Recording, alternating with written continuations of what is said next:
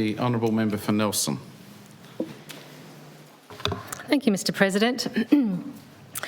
And thank you very much to the member for Launceston. I welcome the opportunity to contribute to this important discussion of considering and noting the Department of Police, Fire and Emergency Management Annual Report 2022 to 2023. And certainly thank the honourable member for Launceston for bringing it forward for discussion today. Mr President, I acknowledge that we previously in this place had the benefit of insights from former members who in previous careers had contributed to Tasmania as serving police officers, and they had provided valuable insights born from that experience. But I would say that the reflections and the detail provided by the member for Launceston in her noting of the report have been a worthy replacement into that space. So thank you for that. Mr President, I also acknowledge the difficult and at times challenging experiences that occur on a daily basis for many Tasmanians serving as police officers and in our emergency services. And further, I also recognise the ongoing commitment to and work developing constructive relationships with the community. For example, recent initiatives to address internal and external obstacles experienced by those seeking to escape family violence situations, how sexual assault complaints are dealt with, and other community liaison initiatives. However, key components of any relationship building and maintenance are trust and confidence. That trust and confidence is crucial in the Tasmanian community's relationship with Tasmania Police and the broader Department of Police, Fire and Emergency Management, as it is in any individual personal relationships. Arguably, it's even more important given the unequivocal power imbalance between Tasmania Police and other citizens. We know that public trust and confidence in state entities relies on good governance, supported by clear and transparent accountability mechanisms, of which the annual report submitted to and scrutinised by Parliament is one such accountability mechanism. So therefore, Mr President, in my contribution to this debate, I'll intend to focus on applying that lens of testing accountability and impartial oversight mechanisms, which are so crucial to developing and maintaining a relationship of genuine trust and confidence between the community and Tasmania Police, noting that the detail of the report across many areas has been presented quite adequately by the member for Launceston. So, Mr President, as indicated in the letters of transmittal at the front of the agency annual reports are submitted to Parliament in accordance with requirements of Section 36(12) of the State Service Act 2000 and Section 42 of the Financial Management Act 2016. This annual report from the Department of Police, Fire and Emergency Management 2022 to 23, which we're noting, appears to comply with the strictly legislative requirements that are there in the State Service Act and the Financial Management Act. I do note that the crime statistics are also largely reported in a separate document titled A Safe and Secure Tasmania 2022 to 23 Crime Statistics Supplement. It's interesting to note, Mr President, however, that under these annual report legislative requirements, Secretary and Commissioner Donna Adams, as head of the DPFM, only has to ensure that the agency is operated as, and I quote, effectively, efficiently and economically as is practicable. The legislation in putting forward these requirements is silent on the need to lead ethically and with integrity to ensure ethical practice within the organisation. However, the legislative silence on that does not prevent ethical practice being a focus of an annual reporting process. And I wish to explore in detail further how the annual report could invest more specifically in detailing ethical conduct expectations and measures and oversight provisions. And by doing so would help build community trust and confidence, which is an outcome I think we would all agree we want to see. Mr President, for example, the small section on ethical conduct in the report, which occurs on page 50 of the annual report, consists of 3 paragraphs, and there is nothing wrong with these 3 paragraphs. However, they mainly describe intent rather than provide a framework by which performance can be measured on that topic. Nor is there any data provided which details complaints against police or complaints against other sections of the agency, such as Forensic Science Services Tasmania, FSST. This limited treatment of the complaints issue, for example, contrasts sharply with the Productivity Commission's report on government services, ROGS, and also other interstate jurisdictions' respective police services annual reports. A reading of the ROGS report, for example, is concerning in relation to the issue of complaints against police in Tasmania. And in this, I'm looking at Police Services Report on Government Services 2023 Productivity Commission. Tasmania Police has the worst complaints per 100,000 people data in the nation, with over 215.5 complaints per 100,000 people in 2021-22, significantly more than most other jurisdictions, it would appear. And this is not something that's reflected in this annual report. I've undertaken a quick overview of other jurisdictions' most recent available annual reports for a similar department. And it may surprise members to know that the Tasmanian Department of Police, Fire and Emergency Management Annual Report 2022-23 is an outlier of the nation. Tasmania's annual report relating to its police department and emergency management department does not provide some form of breakdown of complaints received and their remedial actions taken, unlike other jurisdictions. I note that both the two territories and the other states all do provide a breakdown of complaints received by their respective police forces, the number that have been dealt with and the outcomes of those processes. And I wish to highlight the different approach taken in a selection of these interstate annual reports. I do note, Mr President, that in New South Wales, the Police Annual Report for 2021-22, which is the most recent I was able to access, reports extensively on the nature of allegations made against police officers. The total number of complaints is presented, as well as the total number of separate allegations. Interestingly, it's clear that complaint categories are being revised on a regular basis from the way this is transparently reported, because the New South Wales Annual Report notes that in February 2022, a new classification of allegations was implemented called misuse of social media. That was introduced, and they report on the fact that there were 20 reported complaints received on that new classification of allegation in that year. I'm not sure whether that's a complaints category against which Tasmania Police can be held accountable, because we don't seem to report on these categories in the same sort of way.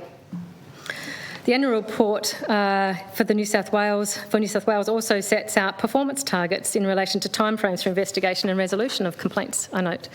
In Victoria, their 2022-23 annual report details how people can make either an internal or external complaint of, and I quote, improper conduct and corruption committed by police officers. Of the three different public interest complaint categories which are sent then to the Victorian Independent Broad-Based Anti-Corruption Commission, the IBAC, they provide the numbers of those complaints and in each category. In contrast, the Tasmanian annual report relating to the police service that we have noting today doesn't indicate whether any complaints were referred to the Integrity Commission or not. Instead, it's up to us as members of the public to know to cross-reference with our Integrity Commission's annual report, which in this instance does state that in 2022-23 it received 55 complaints about Tasmania police officers, which is just over 30% of the total 181 complaints of alleged public sector misconduct received by the Integrity Commission for that period. Additionally, the Integrity Commission reports receiving 28 notifications from Tasmania Police on the basis of the Letter of Understanding between Police and the Commission. For the benefit of those who may be listening, this Letter of Understanding, referred to as the LOU, sees the Commander of Professional Standards notifying the Integrity Commission on matters relating to serious misconduct and those relating to designated public officers, officers of the rank of Inspector and above in this instance. Complaints against police that are received by the Integrity Commission are referred to Professional Standards Command. The Integrity Commission can implement oversight of these processes and undertake audits of them. This is not quite as comprehensive in terms of independent oversight as the Victorian IBAC system, but no matter how minimal the details presented by the Integrity Commission's annual report, the fact is it is more detailed than what is provided in the DPFEM annual report that we're currently noting today. Mr President, it's not full transparency or accountability when the public have to undertake that sort of cross-referencing between multiple agency annual reports and are only receiving ultimately partial insight into the areas covered. The last interstate example I wish to mention briefly to highlight as a comparison in terms of our Tasmanian annual report in this area is that of our Queensland counterparts. The 2022-23 annual report of the Queensland Police Service details the service's Ethical Standards Command is responsible for managing all complaints of misconduct and disciplinable conduct reported. That report states that for 2022-23 there were some thousands of complaints made and also details numbers of allegations from both internal police members and members of the public.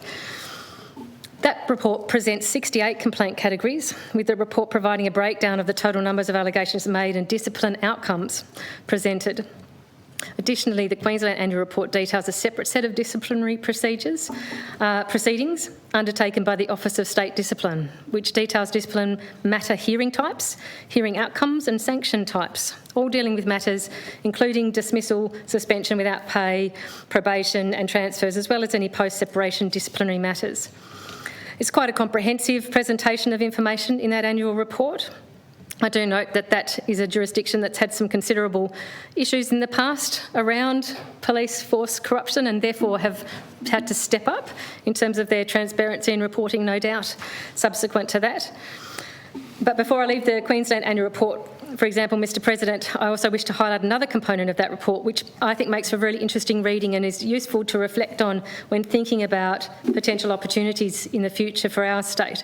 The Queensland Police Annual Report includes a section detailing their responsibilities under that state's Human Rights Act 2019, including, and I quote, "Since the commencement of the Act, the QPS has updated its complaints and grievance policies, procedures and mechanisms to ensure human rights complaints can be recorded, assessed and responded to appropriately."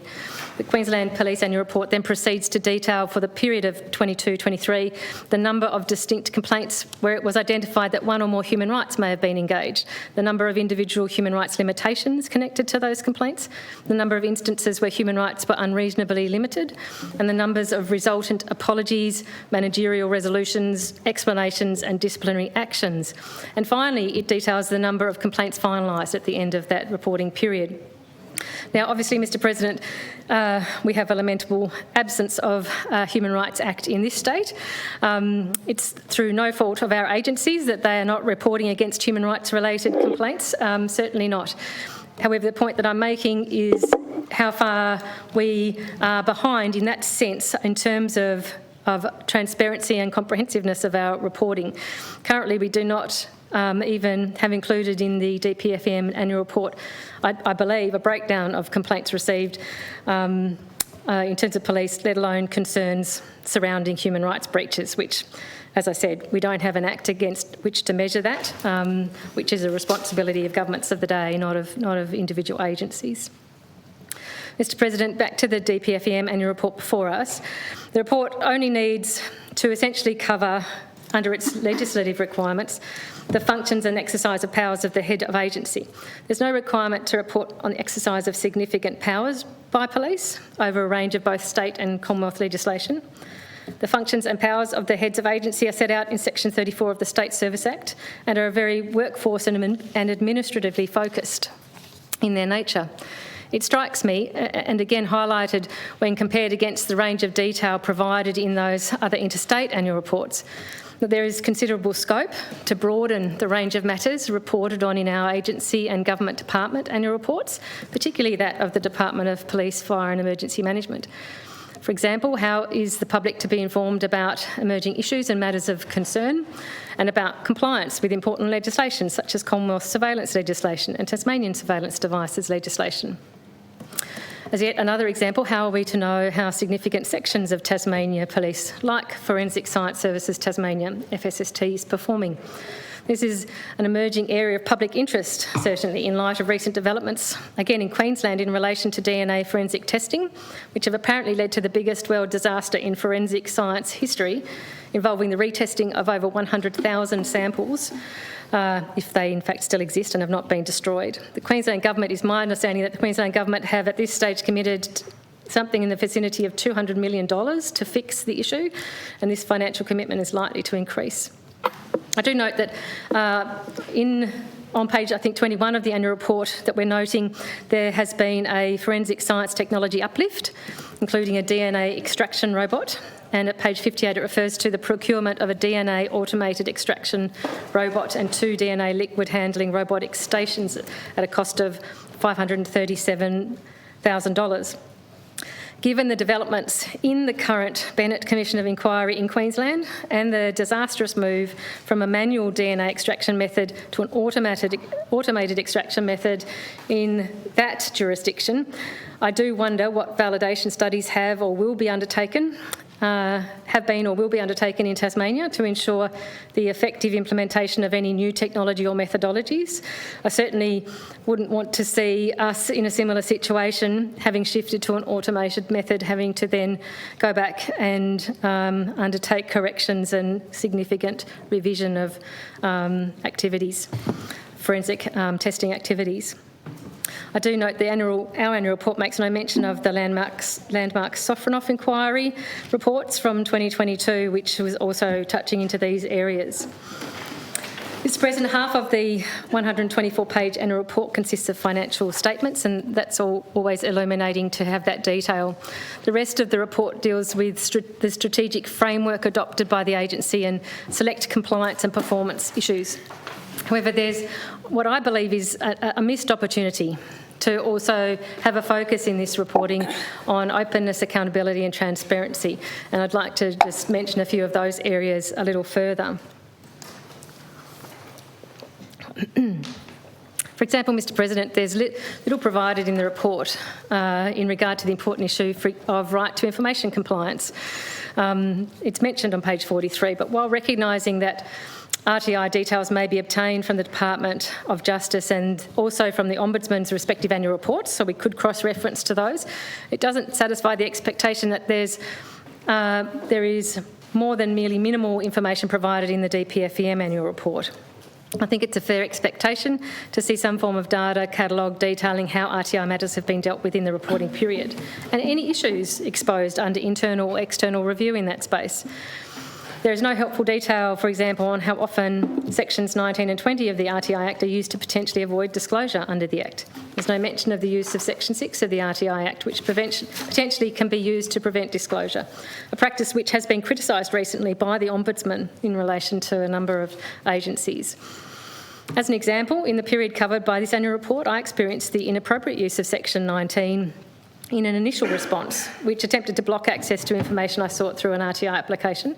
The decision to use section 19 to provide not one single piece of information was subsequently overturned on an internal review within the department, pleasingly. But I do see there's no mention in the annual report of the state of the electronic document management within the agency and any challenges faced in that area.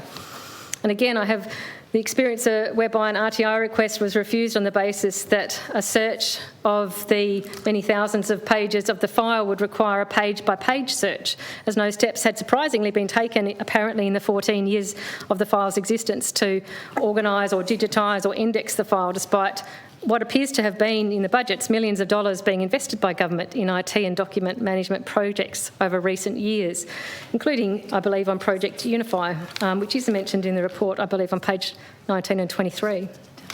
I note, Mr. President, there's no mention of the significant issue of the lack of timely disclosure of relevant police materials in criminal matters and how this issue is being addressed, including those impacts on delays and backlogs in the courts, which have been regularly reported on in the media. Moving on from these matters, there's also, I note, no mention of the significant judicial decisions during this annual reporting period or the impact on policy and procedure that might have been undertaken as a result. I do note that in other jurisdictions they often provide significant details about this. And when I reflect on that in this jurisdiction and during this reporting period, the example that comes to mind is potentially that there's no mention of the significant decision of His Honour Justice Brett in the Supreme Court case relating to the Jeff Thompson matter, which was in August 2022, and the public outcry about serious invasions of privacy and legal professional privilege at Risdon Prison over the 2-month period through the use of surveillance devices, which were also capable of being monitored remotely and possibly downloaded back at the police station. There's no mention in the report of what was O'Farrell and now I believe is the Bug inquiry into this matter, nor the legislative challenges that had to be overcome in establishing such a review, other than, I note, a very brief mention of legislation developed at page 40, where the legislation that came through this place on that is listed. Mr. President, there's no mention of the outcome of the Commonwealth Ombudsman's annual reporting and assessment of Tasmania's situation on the use of telecommunications interception and related matters, such as the use of telecommunications data and compliance with Commonwealth legislation. There's significant things in that space that are noted in that Commonwealth reporting process, but we don't see visibility of that here. I also think there's an opportunity for there to be more detail potentially presented for a public understanding on important issues such as the nature and outcomes of police pursuits, the nature of deaths in custody or deaths during custody-related police operations. Some of those matters are covered or mentioned passingly in the report. I'm also interested in reporting on internal audits and reviews or significant policy developments or amendments to the Tasmanian Police Manual, for example. That would be useful to see as part of the annual reporting process. Mr. President, while there's some statistics presented, I do note that there's not analysis or commentary presented on issues such as the trends in crime or what appears to be drop-offs in areas such as traffic enforcement. There appears to be a significant decrease in police detection of high-risk traffic offenders on the numbers presented in the report. Perhaps I'm reading it wrong, but I don't see commentary to explain the numbers that I'm reading. Also, speeding offenders. I believe there's also potentially concerning it would appear increase in fatal and serious injury crashes in that traffic space, but also I'm not seeing an explanation of that. I do note that the performance measures presented has set targets for the 2022-23 year and then present the actual numbers. And it would appear that on every single of those performance measures, the targets weren't achieved. I don't see an effort for there to be commentary or explanation of that.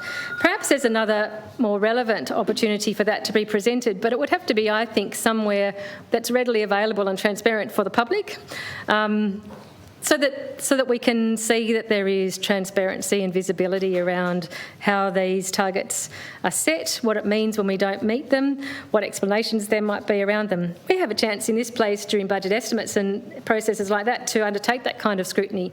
But I think it's also important that members of the public can go seeking information and understanding from sources, not just having to trawl through potentially Hansard of budget estimates hearings.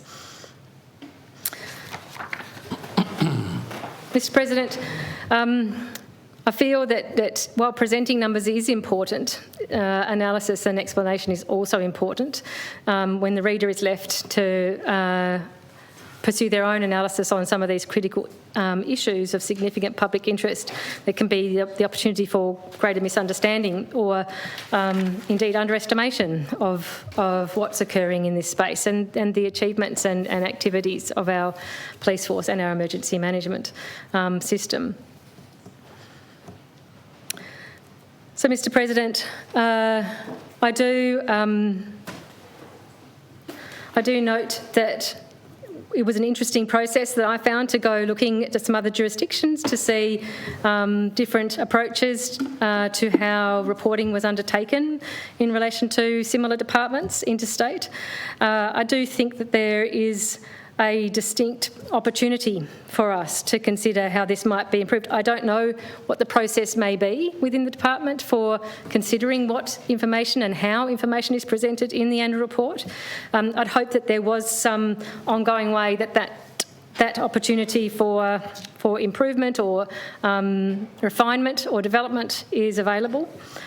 I do certainly, in conclusion, Mr. President, want to say that similarly to the sentiments expressed by the member for Launceston, and I think probably by all members in this place, that we do absolutely hold in gratitude the people who serve within our Tasmanian Department of Police and Fire and Emergency Management and undertake all the variety of roles in that.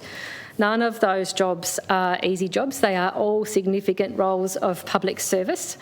Having said that, I absolutely don't step back from the important role of oversight and accountability when we are talking about roles, particularly roles relating to the police force, which do inherently hold a great deal of power in relation to citizens of this state.